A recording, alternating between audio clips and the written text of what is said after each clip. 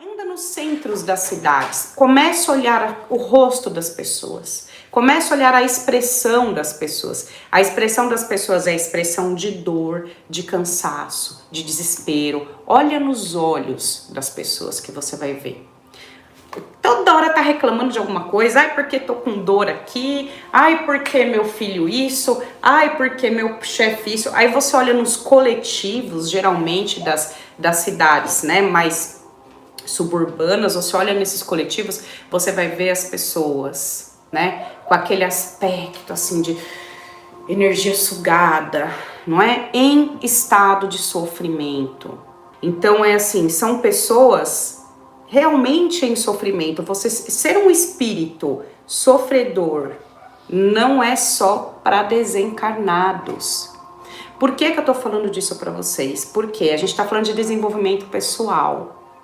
A gente tem que olhar, se analisar, e conforme a gente vai crescendo, expandindo a nossa consciência, a nossa mentalidade, quem a gente pode ajudar ali dentro das nossas condições, nós ajudamos, mas a gente precisa se ajudar e não entrar na energia de espírito sofredor, mesmo encarnado. Para a gente não entrar nessa frequência e ser arrastado por essas egrégoras. E se você está nessas egrégoras, em uma dessas, você olha para sua vida e você vê que em volta de você só tem espírito sofredor encarnado, reclamando, doente, em situação de miséria, de penúria. Isso é sofrimento, sofrimento na carne. Você é filho de Deus, do Criador, da criação que é próspera, que é abundante, que criou tudo. Se eu sou filho de algo tão próspero e tão rico, então por direito eu sou herdeira. Então se eu de alguma forma não estou participando dessa energia, me tornei um sofredor, eu preciso me colocar em dia, fazer o meu resgate e entrar novamente, voltar para essa energia da qual eu tenho por direito a herança, de receber isso, de estar sendo participante disso. Se você tem um filho ou uma filha e você é muito abastado, você não vai propiciar o bem para sua filha, não é assim? Da mesma forma que existem espíritos sofredores encarnados, existem espíritos obsessores encarnados. A matéria, ela copia o espírito. Tudo que tem aqui também tem, né? No astral, aliás, lá tem muito mais coisas do que tem aqui. Então, espíritos obsessores. Como que a gente deve se colocar dessa forma? A gente tem que cuidar das nossas energias. De vez em quando um outro atravessa no caminho da gente. Se você tem karma, você vai atrair mais ainda essas frequências, não é? E aí eu comecei falando assim, né? O bem que você fizer ao outro vai retornar para você. Tem pessoas... Opa, cadê o chat? Ah, voltou. Tem pessoas que sentem, então, essa necessidade de fazer... É mais do que fazer o bem, né? Elas colocam o outro em primeiro lugar, em detrimento de si mesma, né? Cada pessoa no universo, cada pessoa está passando um momento evolutivo. E a gente não deve julgar, porque se aquilo faz bem, e se aquilo dá felicidade pro coração e ela sente que esse é o propósito da vida dela, a gente não julga. Tem gente que tira a roupa do corpo, nasce milionário, doa tudo que tem e vai fazer caridade. Fica sem nada. Eu tava falando, esses dias eu tava até falando com uma consulente minha que se sentia culpada por ter dinheiro. Ela se sentia culpada por ter dinheiro. Então, assim, e esse fato, toda vez que entrava dinheiro, assim, sabe, que ela tava bem, chegava num ponto que ela não ultrapassava aquilo porque ela começava a se sentir mal, né? E era uma coisa inconsciente, muito pouco a nível consciente, era praticamente inconsciente, que vinha de circunstâncias até de vidas passadas influenciando, tá? E aí eu falei assim pra ela, falei, olha só, pensa comigo. É muito melhor oferecer, dar, te causa muito mais satisfação, alegria, bem-estar, né? Você fica bem com o universo, te liga ainda mais em energias de prosperidade quando você dá e não quando você recebe. Então é muito melhor dar, oferecer. Só que, olha aí é que tá o pulo do gato, o equilíbrio da coisa. Porque, vamos supor que eu tenho muito e eu dou tudo que eu tenho, dou tudo o que eu tenho para os outros. Ah, mas você acabou de falar que é muito melhor dar, tá? Eu dou tudo para os outros.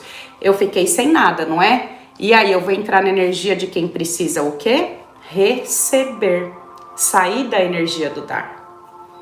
Vocês estão entendendo? Então, existe uma mensagem que já foi mais forte, mas que está implícita na memória, inclusive na memória celular, principalmente aqui do Brasil, do brasileiro, de que o dinheiro é sujo, corrompe, é podre, não é?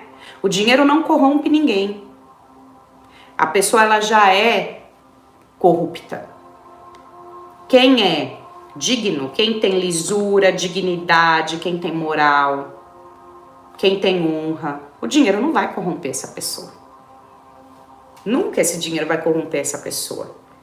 Uma vez uma pessoa falou assim pra mim: antigamente era muito mais fácil ter relacionamento, né? Antes de Orkut, lembra do Orkut? Antes do Orkut, antes do Facebook, agora tem o WhatsApp, então acabou, não dá pra ser fiel, não dá pra ser leal. Falei, antigamente era fácil ser fiel. E eu respondi, falei, não, antigamente não era fácil ser fiel, né? Antigamente, quem era desleal, quem era traidor, quem era amoral, não tinha oportunidade de exercer aquilo que era. Porque quem é leal, honesto, né? Quem é uma pessoa e que tem uma moral ilibada, ela vai continuar sendo aquilo que ela é, com dinheiro, sem dinheiro, com WhatsApp, com Facebook, com Orkut. Você está entendendo onde eu quero chegar? É aquilo que a pessoa é na essência. Se eu dou tudo que eu tenho, porque aqui no Brasil tem então essa visão de que o dinheiro é sujo, de que isso está incutido na memória celular do brasileiro. Tem muita gente em tratamento, tentando se libertar de crenças limitantes ligadas à questão da prosperidade.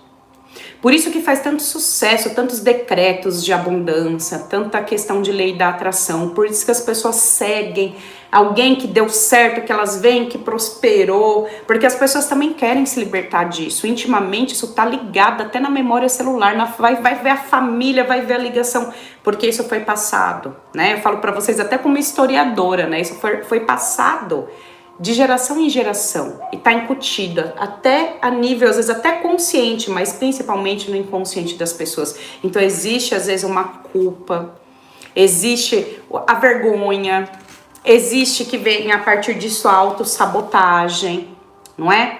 Então eu volto a falar para vocês o que eu falei para minha consulente: ter dinheiro, né? E doar tudo que eu tenho. Ai, que coisa mais linda, né? É uma santa, não. Quem faz isso e sente no coração que tem que fazer isso, como algumas pessoas que se sabem, outras que nem se sabem, né, que fizeram isso, é um resgate pessoal desse ser.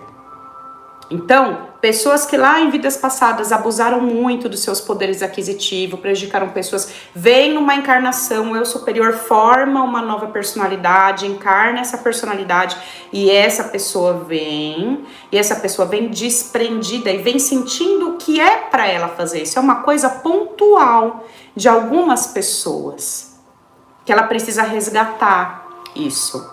Não quer dizer que as pessoas, para chegar a Deus, elas têm que abrir mão da realização material, que ela tem que abrir mão da prosperidade, que ela tem que abrir mão de ter muitas coisas, de querer coisas materiais, sim, né? Porque se você tem, e você tem para você poder dar, como é que eu vou dar se eu não tiver?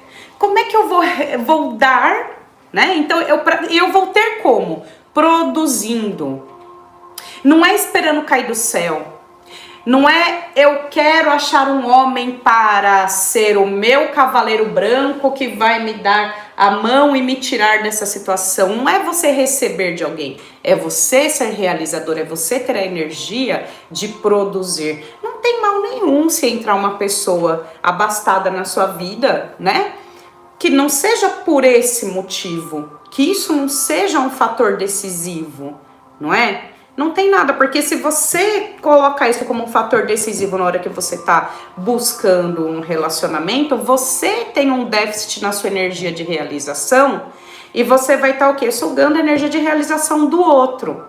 Você vai ter que encarnar em algum momento para aprender a realizar, para aprender a se nutrir, aprender a viver da sua energia.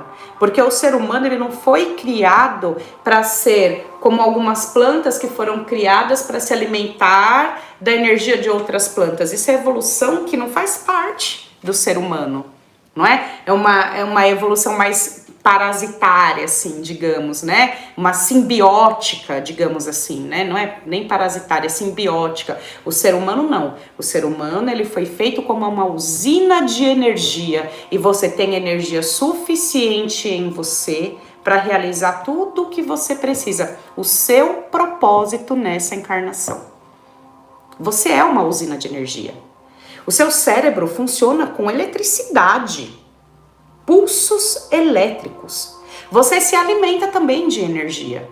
Inclusive, se falta energia boa ao seu redor, você vai se alimentar de energia que não é que tem frequência baixa, como por exemplo a energia elétrica, né? E outras energias que fazem mal pra gente. Bom, por que eu tô falando disso? Porque eu quero falar de desenvolvimento pessoal que passa assim pela abundância, passa pelas nossas realizações e passa pela nossa missão dessa vida, pelo nosso propósito de vida. E não adianta você ficar pedindo para fazer magia, alguém vai num atendimento, faz uma magia aí para mudar a minha vida, se você também não faz a sua parte. Não adianta acender vela para anjo da guarda, não adianta fazer oferenda para guia, não adianta você buscar aquilo que você precisa mudar dentro de você, porque todas essas coisas são fora de você e elas te auxiliam, elas te dão a mão e falam, vamos, vem cá, vem junto. Ela não vai fazer nada por você, nenhuma parte espiritual, energética, elevada vai fazer por você aquilo que você tem que fazer por você.